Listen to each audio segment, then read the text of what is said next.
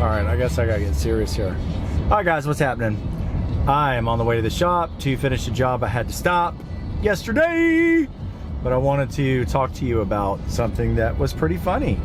It's not funny. So we're on this property, the guys are working, they work really hard, they kick butt. When you're on these multi acre properties and they have hundreds of units on these properties, man, hundreds of units, hundreds of cars on the property, do you think that eventually something is going to get thrown onto a car, grass or dirt? Probably yes.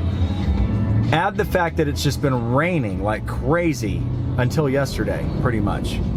I mean, it's just been pouring, raining every day. Grass gets wet, weed eaters fling grass, it's gonna stick to a car. Then the rain comes, it doesn't wash it all the way down. We don't know that because we have to wrap it up after sitting in a truck for 2 hours and it still won't stop raining. So I get this, voicemail from this guy yesterday, going off. I'm gonna bleep out his number and I'm gonna bleep out his name. And I may actually voice artifact this, put an effect on it so you don't have his exact voice. But I just want to play you this voicemail. And I know that I'm not alone when it comes to getting voicemails or talked to like this. And I will defend my guys in a heartbeat, man, in a heartbeat. But I will be the first one to talk to them if there's a problem and they're in the wrong. But I ended up texting this dude back, and I just said, hey, I got your voicemail, but I'm not gonna call you right now because I don't appreciate you cussing me out. I've never even spoke to you. I've never spoken to you my entire life, ever. So I ended up calling Joey, had Joey go over there, talk to the guy, and everything was okay, but the guy was being pretty aggressive and told him he was a Crip and all this stuff. Whatever. I didn't even know the Crips were in Jacksonville. News to me. Blah, blah, blah, blah, blah. I don't know if that's supposed to be some threat, what it's supposed to be, but I could care less. But it's just, crazy. Over grass, y'all. Over grass. Over grass. Over grass, man. So I'll play the voicemail here and I'll play it at the end. But let me turn this down. I'm listening to funky drive music. So he calls me and then goes off, and then Joey goes and talks to him, and then I call him back. And he's just, MF for this, MF for that. And I'm just like, hey, I'm trying to have a grown-up conversation with you. I'm trying to talk to you too, grown up, man, blah, blah, blah, blah, blah. Just going off, man. And he's saying how the grass is destroying his paint job and he may need a new paint job. And I just said, well, you have insurance, you can have them, you can pay the deductible and you can have them do it if you feel you need a new paint job. But there's no way that your paint on your semi-new car is destroyed because grass got on it and it's been sitting there on your car. And then he contradicted himself and said he just had his car detailed and cleaned, but the grass has been stuck on it for weeks. It doesn't work that way. And then he went on to persist that he sat there and watched the motherfuckers blow, and they blew sand and dirt inside of his car, and it got all over his leather seats. And he had to have his leather seats completely detailed, and what was I going to do about it? And I just said, oh my God, they went by and blew inside of your car while the windows were down, and they just blew right inside your car?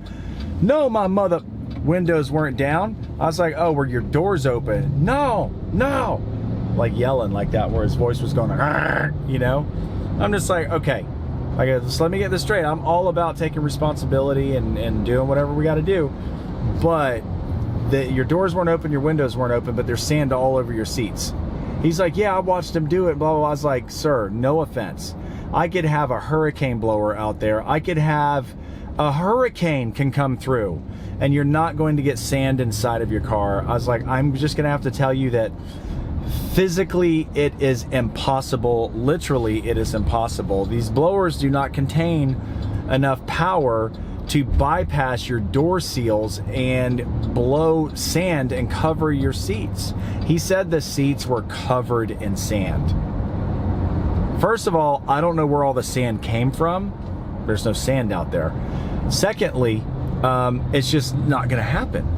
So I think I told y'all this last year at a condo. I had a lady saying that this was after the 4th of July, and I could tell the glass had been broken forever. I used to be a mechanic. But she said that our blowers cracked both of her fog lights on her Range Rover, that the power of the blower shattered her fog lights. Of course, I didn't pay for that. I told her to take me to court, and then I will bring, you know, all the science that will prove that that's just not possible. But, you know, we get blamed for everything, guys. You know that. We get blamed for all of it.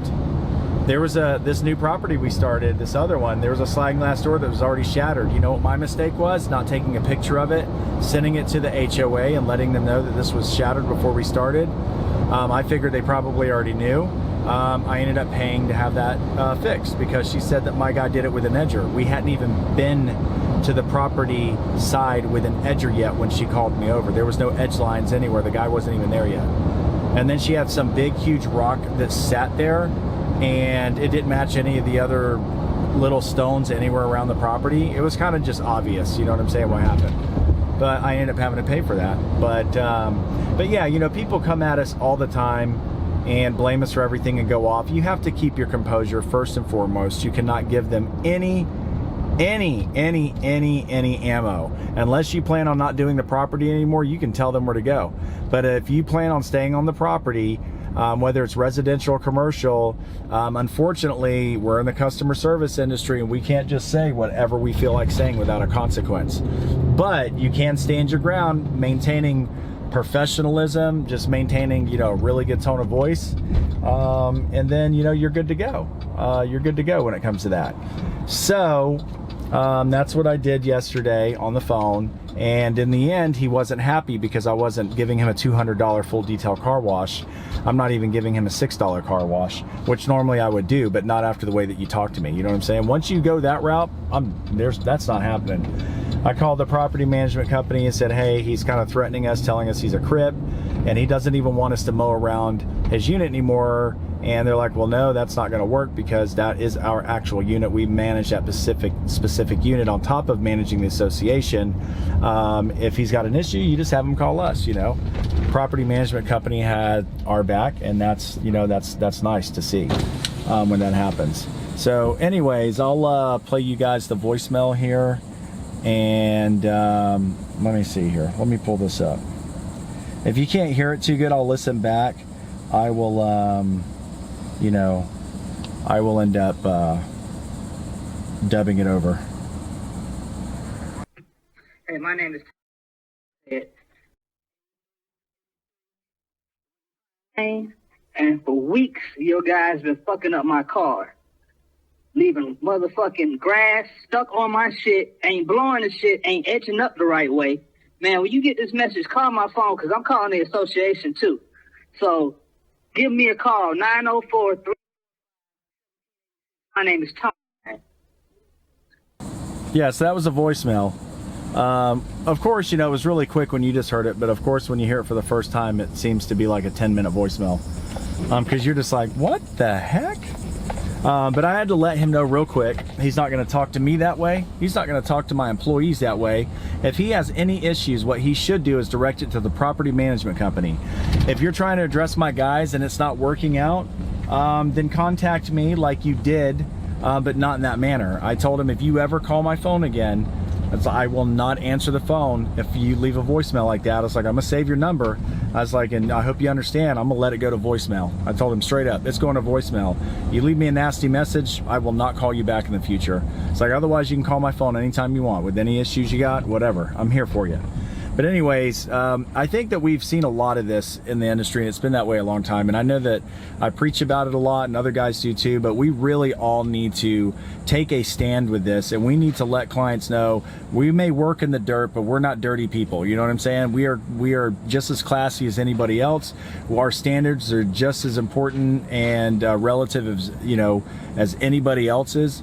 Our mindsets are no different than any, you know, business owner or human being for that matter.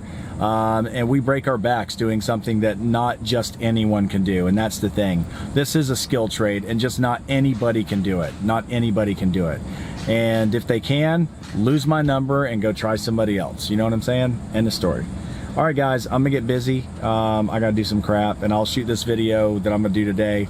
I'm gonna be burning out about 2 pallets worth of area instead of using a sod cutter.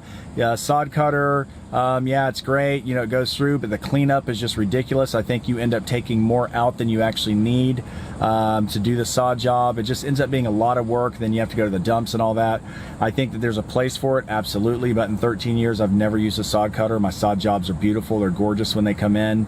I've had a couple times where I had to use a backhoe. You know, it was pretty drastic stuff, but I've never had to do a sod cutter. So look for that video tomorrow on a Saturday, and I will show you guys how we do it. And everybody's going to be right. Everybody's going to have their own way to do it. This is how we do it. In 13 years, hundreds and hundreds of sod jobs later, I've never had an issue. I've never had a warranty. In 13 years, I've never had to go back and replace sod, ever. So I even argued with clients about it, and they ended up going, oh, I'm sorry, you're right. Yeah, exactly. But anyways, yeah, that's what I'm about to do. So peace out.